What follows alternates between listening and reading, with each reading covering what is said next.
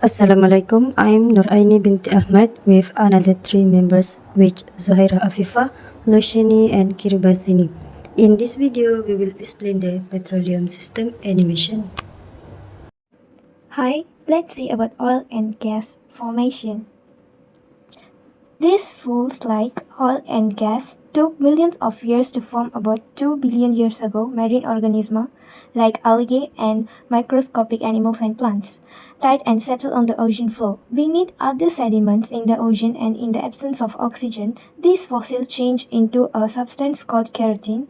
Under heat and pressure, kerosene gradually changes into oil or gas. The whole process usually takes at least a million years at the molecular level. Oil and gas are hydrocarbons made of hydrogen and carbon atoms. The constant pressure and movement of the Earth's crust squeezes oil and gas through the pores or spaces between rocks. Some oil and gas reaches the Earth's surface and seeps out naturally into land or water. Often it's trapped beneath the surface by impermeable layers or rock structures, like faults and folds within the crust. Oil or gas deposits build up and form.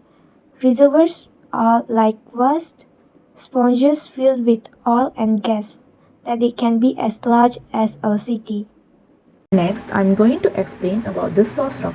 Role of the source rock is instrumental in a petroleum system, as it is a generative place of the hydrocarbons that charge a sedimentary basin.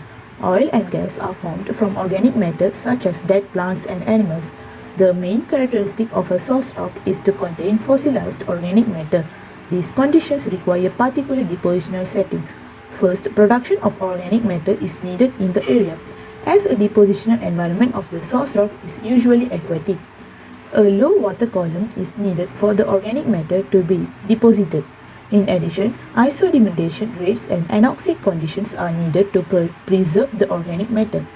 Source rocks are viable and only fair to one to another.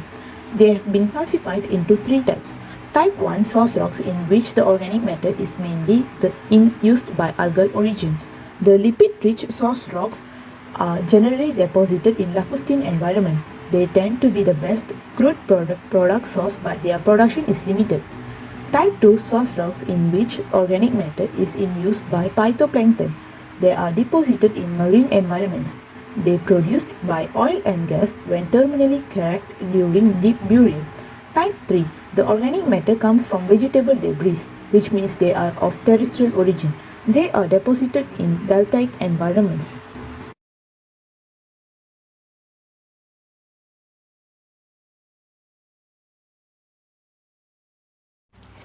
Primary migration is the movement of oil and gas from the source rock into a more permeable layer or carrier bed. In secondary migration, the oil or gas move through the carrier beds to accumulate in a trap.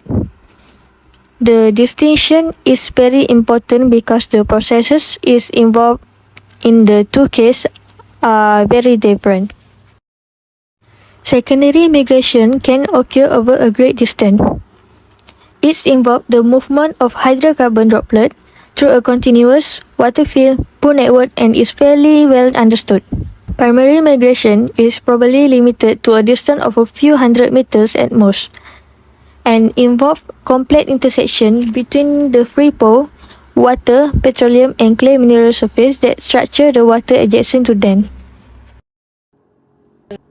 The last process is reservoir and petroleum accumulation. Reservoir refer to lakes as water storage. There are two conditions of reservoir, which are permeable and impermeable. Permeable reservoir has high porosity and impermeable has low porosity. Reservoir rock has high permeability, which enabling fluid flow, while impermeable hindering fluid movement.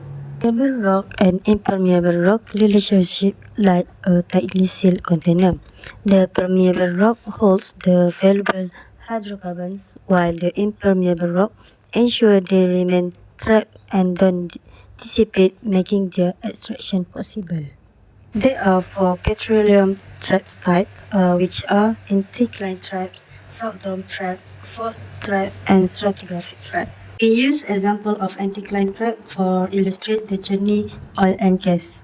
Anticline trap is the upward fall of the layers of rocks. Oil and gas migrate into the highest part of the fault where they are trapped by an overlying impermeable layer rocks.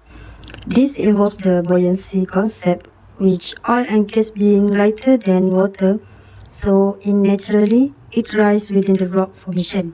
Then the pressure pushed to the upward layer. The oil and gas seek out the through interconnected pore space within permeable rock layers like sandstone or fracture limestone, and thus within the confines of the trap, oil and gas finally settle and accumulate, filling the pore space of the reservoir rock. They rest safe from the water's encroachment until the day are discovered and utilized by humans. That's all.